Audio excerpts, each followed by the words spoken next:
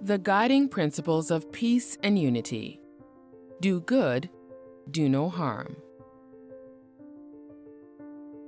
I meditate to relax in all situations. I am peace. I bring and keep together my family, my community, other families and communities who live in peace and unity with others. I am unity. I learn how to learn. I am knowledge. I create for myself, my family and my community, other families and communities who live according to the principles of peace and unity. I am power. I obey the laws of my family, my community, other families and communities that are in harmony with the principles of peace and unity. I am law.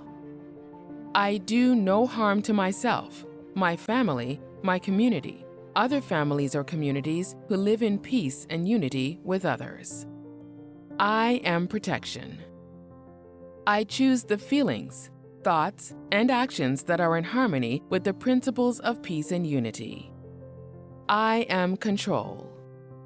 I have fun and work with my family, my community, other families and communities who live in peace and unity with others. I am cooperation and harmony.